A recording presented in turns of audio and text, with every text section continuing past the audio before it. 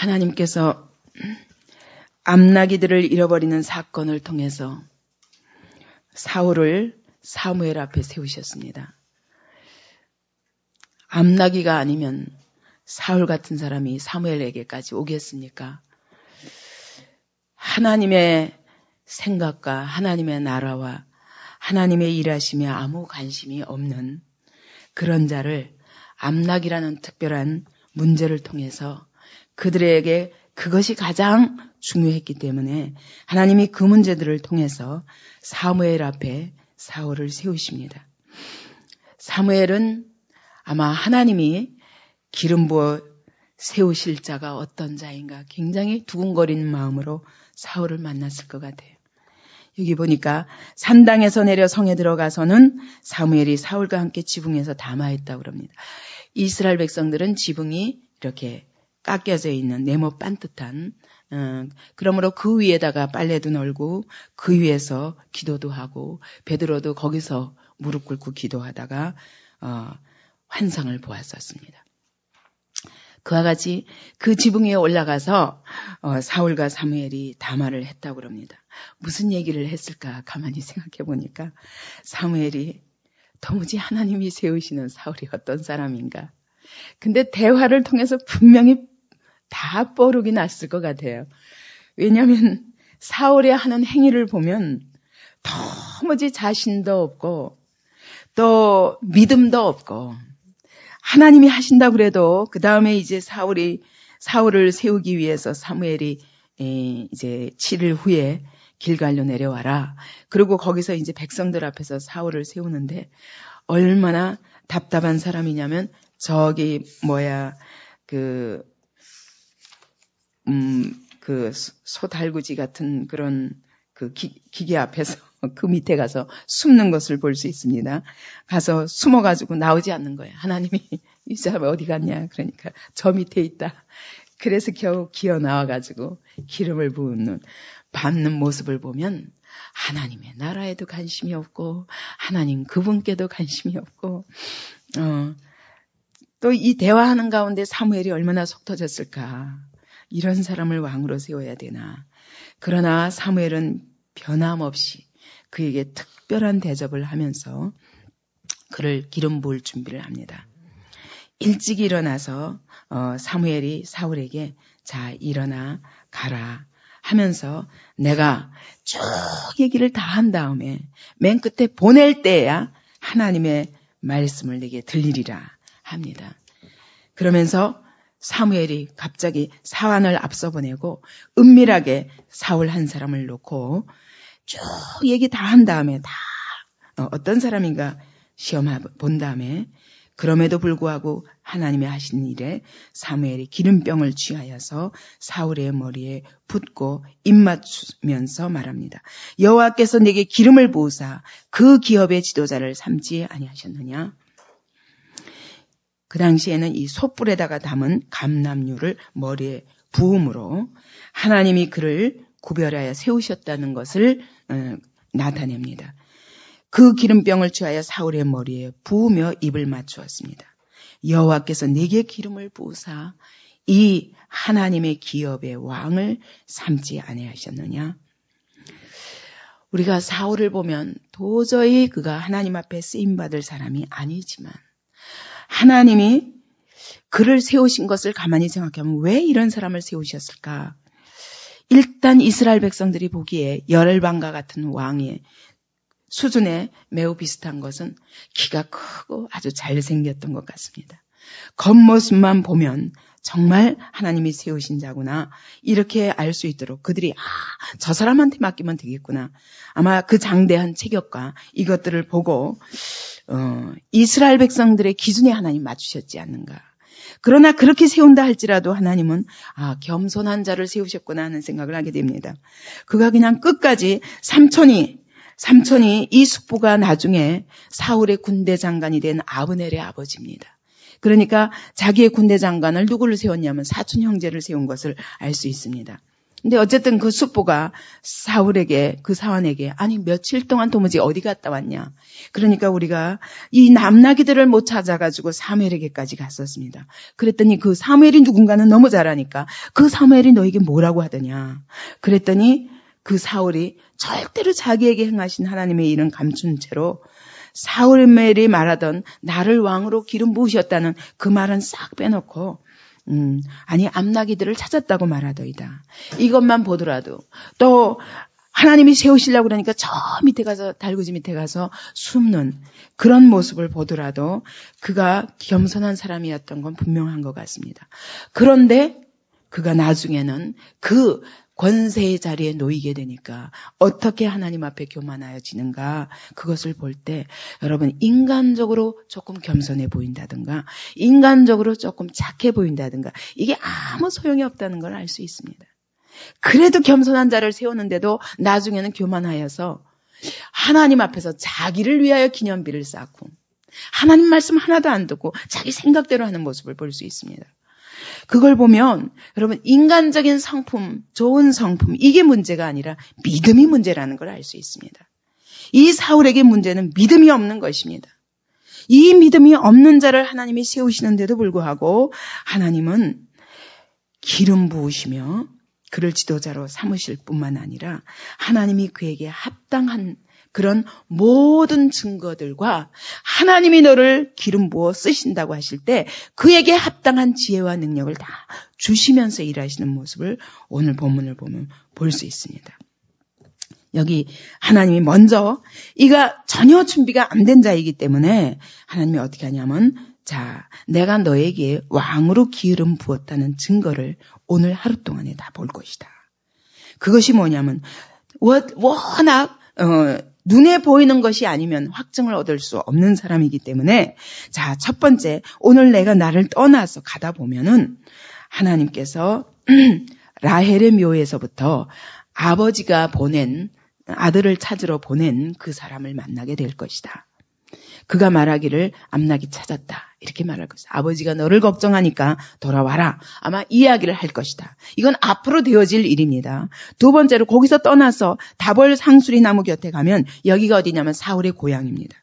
기브아라는 고향 지역에 그쪽에 가면은 베델로 올라가는 세 사람을 만나게 될 것이다. 근데 그 사람들이 무엇을 가지고 있는가까지 얘기합니다. 염소 새끼 3마리, 한 사람은 염소 새끼 3마리를 가지고 있을 것이고 한 사람은 떡 3덩이를 가지고 있을 것이고 한 사람은 포도주 한 가죽 부대를 가지고 그리고 가고 있을 것이다. 그러다가 네게 무난하면서 그중에 너에게 떡 2덩이를 줄 것이다. 참 별 의미 없는 이야기 같지만 앞으로 벌어질 일들을 이야기하시면서 그가 가서 그 사건을 만나게 될 때 하나님이 나를 기름 부으셨구나. 하나님이 나를 기름 부으셨구나. 사건을 만날 때보다 진짜구나. 사무엘이 말한 것이 가짜가 아니라 진짜구나. 이렇게 확인하는 그런 시간을 갖게 될 것을 하나님 미리 말씀하십니다. 세 번째로는 가다가 네가 하나님의 산에 이를 때 그때 선지자들의 무리들이 찬양하고 예언하면서 내려오는 것을 만날 것이다. 그 당시에는 선지자 학교가 있어서 거기서 선지자 생도들이 있었던 겁니다. 성경을 대부분 읽을 만한 그런 글을 읽는 사람이 별로 없는 시대입니다. 근데 이 선지자들은 일단 글을 읽을 수 있고 그러기 때문에 성경을 공부할 수 있고 성경을 이 하나님의 모세오경을 공부하면서 그들의 하나님을 찬양하고 거기서 받은 그 믿음의 고백을 가지고 가사를 만들고 곡을 붙여서 찬양하는 것입니다. 이것이 선지자 학교들에서 늘 이루어진 일이에요. 오늘날 찬양을 보면 여러분 정말 신앙도 안 된 사람들이 음악만 가지고 찬양을 만들어내기 때문에 그렇지 우리가 다윗 같은 경우 보면은 정말 그 사람은 이런 많은 훈련을 받았던 것 같아요. 그래서 그 다윗이 시편을 기록한 것을 보면 완전히 신앙 고백이지 않습니까? 근데 거기다 다 곡조를 붙여서 부르는 거예요. 그러니까 오늘 우리의 찬양은 이런 모습으로 하는 찬양은 찬양이 아닙니다. 정말 선지자들처럼 하나님의 말씀에 충만하여서 기도하면서 하나님께 대한 신앙의 고백을 가지고 기도하는 마음으로 찬양을 하는데 춤추고 속어치고 모든 악기를 동원해서 찬양하면서 길거리에서 그러면서 산으로 하나님의 손으로 올라가기도 하고 성전에서 내려오기도 하고 바로 그런 모습을 네가 만나게 될 것이다. 그러면서 그때 그들에게 임한 여호와의 신이 네게도 임할 것이다. 크게 임하리니 너도 그들과 함께 예언을 하고 변하여 새 사람이 되리라. 이 사울에게 여호와의 신이 크게 임한다는 것입니다. 그도 예언을 할 것이라는 것입니다. 근데 이 사울이 얼마나 믿음 없는 사람이고 옆에서 보기에 전혀 하나님과 상관없는 사람이었기 때문에 사람들이 전부 사울이 예언하는 걸 보고 아니 저 사람도 예언을 해?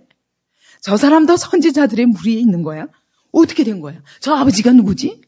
할 만큼 사울이 예언하고 춤추고 소고치며 그들과 함께 선지자들 무리 가운데 있다는 것이 모든 백성들이 그를 아는 모든 백성들은 전에 사울을 알던 모든 사람들은 도무지 희귀한 일입니다. 어떻게 이런 일이 일어날 수 있는가? 여러분 이 말씀 속에서 우리가 기억해야 될 것은 하나님이 기름 부으실 때 절대로 하나님은 거저 우리 생긴 모습 그대로 쓰시지 않는 것입니다. 하나님이 우리를 부르실 때는 거기에 합당한 그 사명을 감당할 만한 여호와의 신을 충만케 하셔서 완전히 마음을 바꾸셔서 새 사람을 만들어서 쓰신다는 것입니다. 물론 구약의 기름 부음과 여호와의 신이 임하시는 이 일은 순간적인 일이었습니다. 일시적인 일이었습니다. 그때 임했다가 떠나실 수 있었습니다. 그러나 오늘 우리가 예수 그리스도를 믿음으로 말미암아 받는 여호와의 신은 영원토록 떠나지 아니하려는 약속을 우리가 갖고 있습니다.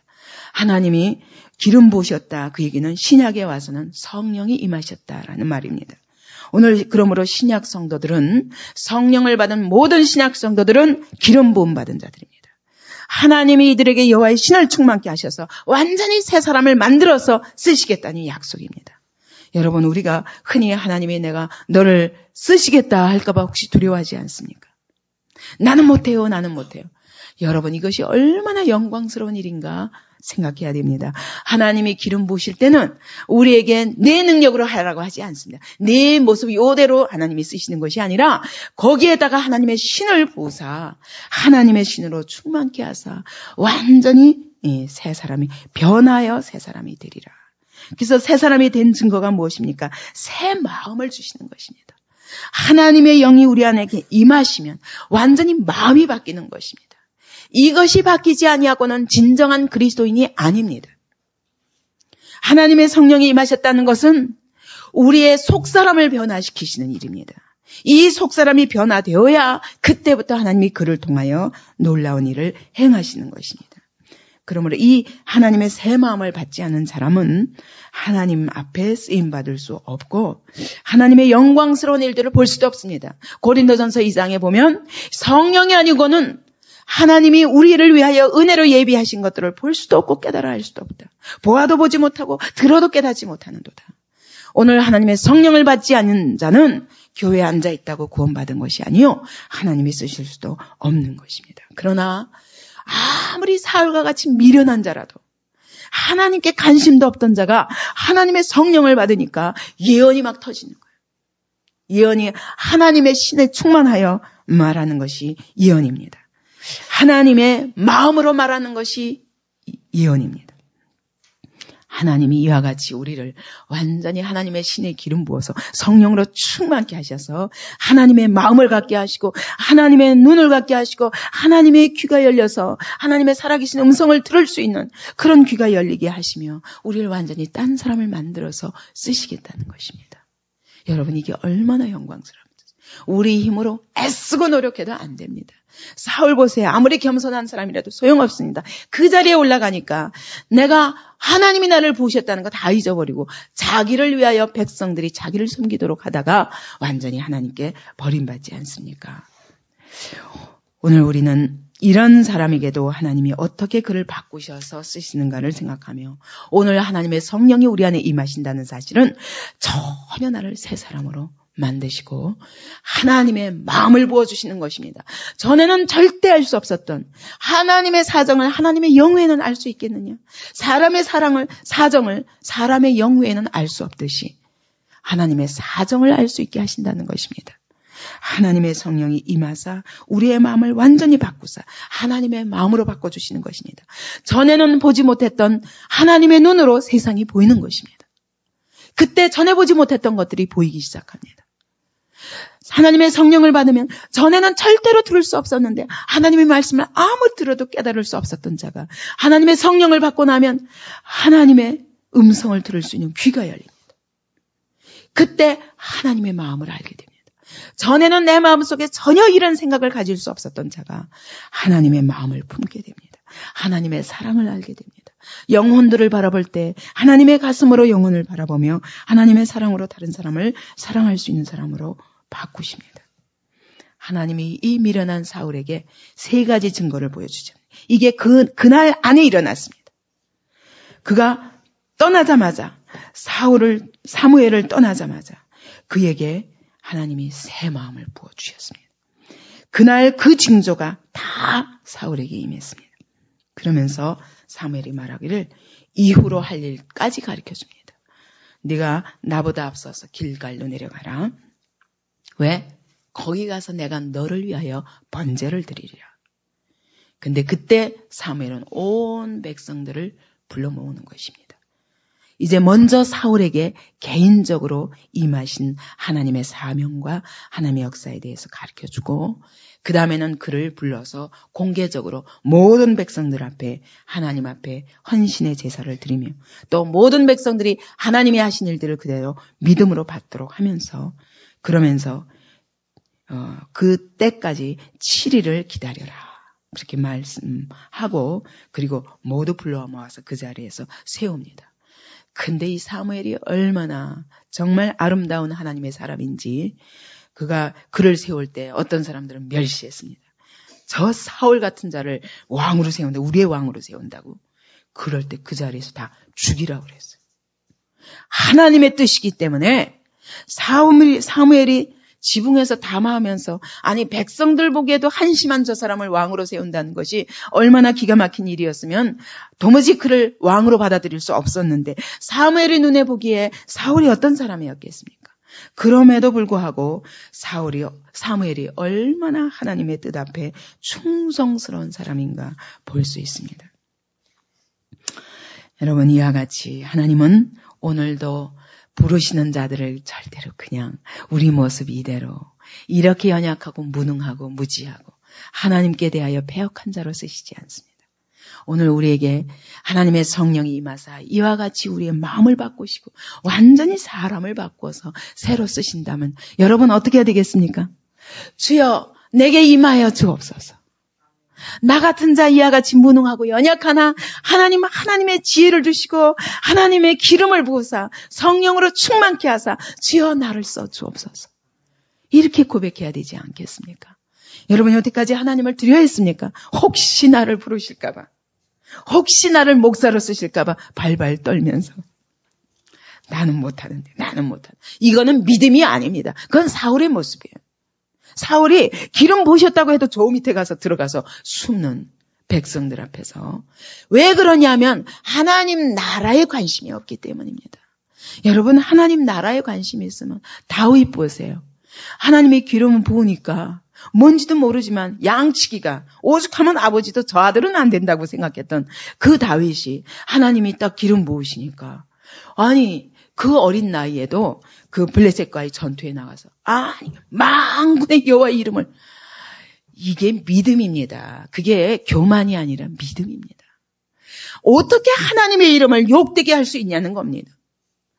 사울에게는 그런 의식이 전혀 없어요.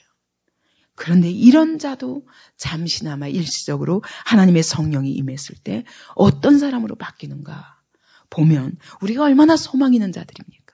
오늘 하나님의 성령이 우리 안에 거하셔서 우리를 완전히 사로잡으실 때 우리가 상상하지 못한 사람으로 바뀌는 것입니다. 이것을 소망하시기 바랍니다. 여러분 나 자신 때문에 실망하십니까? 실망하지 마십시오. 다만 이렇게 하면 됩니다. 믿음은 무엇이냐? 하나님이여 오늘 나에게 성령으로 충만케 하옵소서. 내 힘으로는 할 수 없습니다. 그러나 주님이 내게 임하사 사울에게 임했던 이 하나님의 신이 내게 충만히 임하사 나를 바꾸시면 주여 내가 순종하겠나이다. 이것이 우리의 고백이 되어야 될 줄 압니다. 누구든지 그리스도 안에 있으면 새로운 피조물이라. 이전 것은 지나갔으니 보라 새 것이 되었도다. 이것을 기대하기 바랍니다. 난 안 돼. 나 자신과 맨날 우리가 오늘 자기 부인 나와 싸워야 돼. 나를 이겨야 돼. 나를 죽여야 돼. 이런 말들은 여러분 믿으라는 얘기지 내 힘으로 나를 죽이라는 얘기가 아닙니다. 절대로 안 되는 자들이에요.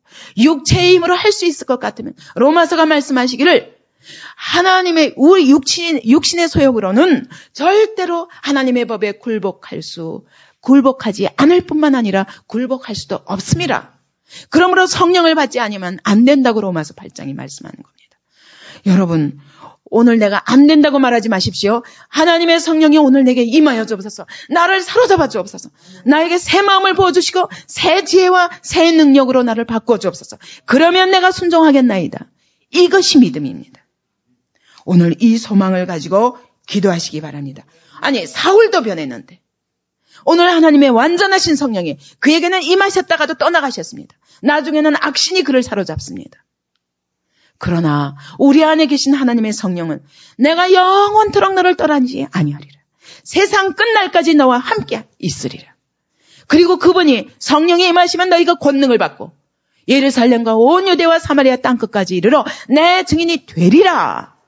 그 얘기는 네가 되어라 하는 것이 아니라 하나님이 만드시겠다는 것입니다. 어떻게 할 때? 하나님의 성령이 임하실 때. 여러분이 하나님의 성령이 내게 아버지 임하실 때 100% 나를 사로잡아 주옵소서. 저는 오늘도 늘 제가 25년 동안 그렇게 살아왔지만 오늘도 변함없이 나의 유일한 기도는 하나님이여 성령께서 오늘도 나를 100% 사로잡으세요. 내 생각이 틈타지 못하게 하시고 내 계획이 틈타지 못하게 하시고 내 능력과 내 지혜를 의지하지 아니하고 오직 여호와의 신을 의지하여 하나님이 나에게 이루시고자 하시는 그 온전하신 뜻을 이루기 원합니다. 하나님이 이것을 위해서 저에게 육체의 가시를 주셨지만 그것이 감사할 수밖에 없는 것은 그러기 때문에 내가 하나님의 신께 의지하지 않고는 하나님의 성령에 의지하지 않고는 한 걸음도 움직일 수 없는 사람으로 25년 동안 훈련시키신 것입니다. 이것이 저에게 감사가 된 것입니다. 나에게 사단의 사자가 감사가 된 것입니다. 여러분 이와 같이 주님 앞에 사로잡히기를 사모하십시오. 여러분에게 무슨 연약함이 있습니까? 바로 그 연약함 때문에 하나님 앞에 엎드릴 수 있다면 이것이 당신에게 축복이요. 여러분 안에 있는 좌절과 고통 때문에 그것 때문에 하나님 앞에 더 의지하지 않고는 한 걸음도 걸을 수 없는 사람이라면 여러분 그것이 바로 여러분의 고통이 여러분의 가시가 바로 축복입니다.